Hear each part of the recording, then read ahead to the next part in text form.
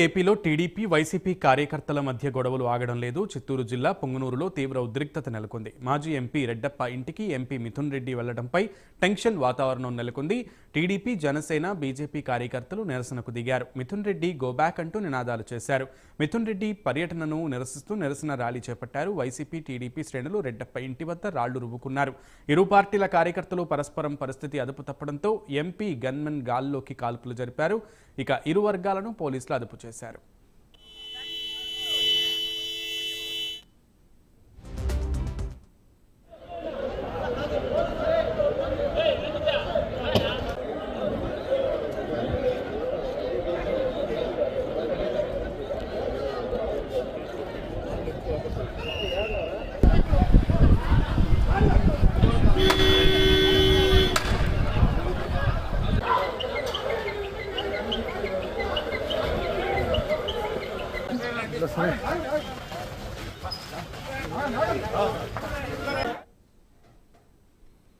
YCP అధికారంలో ఉన్నప్పుడు కూడా టీడీపీ నేతలపై అనేక దాడులు చేశారు. పర్యటనలు, పరామర్శల నేపథ్యంలో అడ్డుకునే ప్రయత్నం చేశారు. వారిని అడుగడుగునా అడ్డుకునే ప్రయత్నం చేశారు. నారా లోకేష్ యువగళం పాదయాత్రను అడ్డంకులు సృష్టించారు.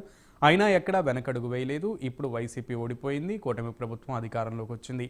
వైసీపీ నేతలు ఎక్కడికి వెళ్లినా ఆందోళనలు కొనసాగుతున్నాయి. కార్యకర్తలను కావాలనే రెచ్చగొట్టేందుకు కవ్వింపు చర్యలకు పాల్పడుతున్నారనే విమర్శలు ఉన్నాయి.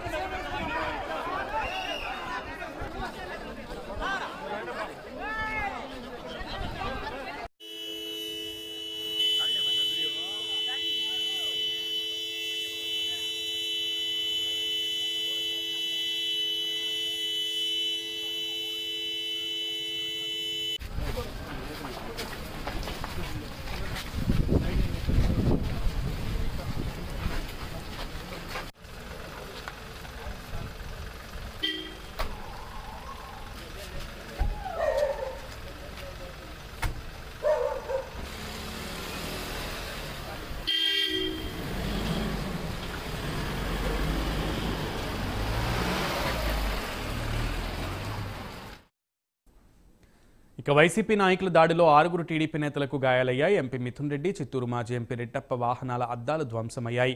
ఆకతాయిల మాజీ ఎంపీ వాహనానికి నిప్పు పెట్టడంతో వివాదం మరింత ముదిరింది. అగ్నిమాపక సిబ్బంది మంటలను ఆర్పివేశారు.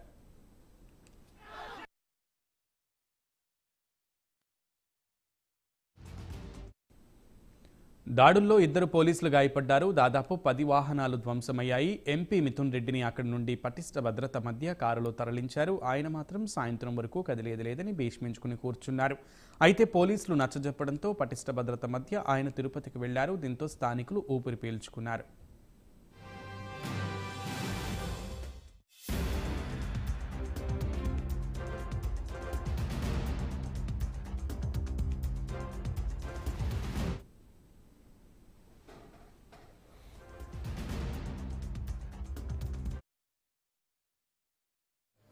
రాష్ట్ర వ్యాప్తంగా ఈరోజు వైఎస్ఆర్సీపీ నాయకులపైన, మద్దతుదారులపైన ఈరోజు దాడులు ప్రోత్సహించి చంద్రబాబు నాయుడు గారు, అదేవిధంగా లోకేష్ గారు కూడా పైశాచిక ఆనందం పొందుతూ ఉన్నారు.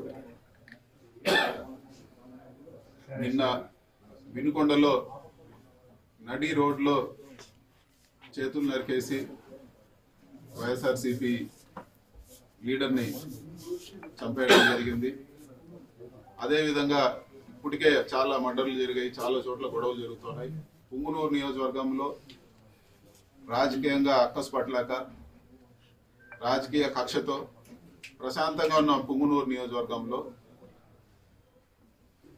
కార్యకర్తల ఇల్లులు నేలమట్టం చేశారు, ఆస్తులు ధ్వంసం చేశారు. రాష్ట్ర వ్యాప్తంగా ఈరోజు వైఎస్ఆర్సీపీ నాయకులపైన, మద్దతుదారులపైన ఈరోజు దాడులు ప్రోత్సహించి చంద్రబాబు నాయుడు గారు, అదేవిధంగా లోకేష్ గారు కూడా పైశాచిక ఆనందం పొందుతూ ఉన్నారు.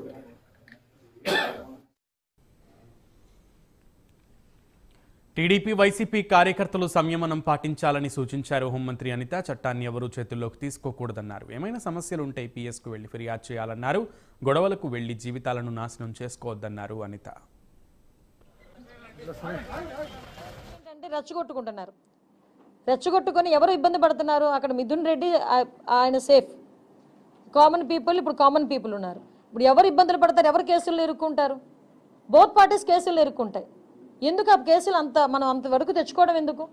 ఎవరు కూడా చట్టాన్ని చేతుల్లో తీసుకోవాల్సిన అవసరం లేదు. ఏదైనా ఇష్యూ ఉంది, పోలీస్ కంప్లైంట్ ఇవ్వండి, పోలీసులు చూసుకుంటారు. ఈరోజు ఇంతకు ముందు పోలీసులు కాదు కదా, ఆల్రెడీ పోలీసులు కూడా మారుతున్నారు అందరూ కూడా. సో అది ఎప్పుడు కూడా చట్టాన్ని చేతిలోకి తీసుకోవద్దని చెప్తున్నాను. డెఫినెట్గానండి, మేము హైప్ క్రియేట్ చేయడం కాదు. అధికారంలోకి వచ్చిన తర్వాత యాజ్ పర్ రూల్ మేమేమి జగన్మోహన్ రెడ్డికి మళ్ళీ ఇలా పిలిపించి అల్లాడిని చంపి నీడిని చంపి అని మేము చెప్పలేం. మా నాయకుడు అలాంటి నాయకుడు కాదు. మా నాయకుడికి ఒక నిబద్ధత ఉంటుంది. ఇప్పుడు విషయం ఏంటంటే రెచ్చగొట్టుకుంటున్నారు.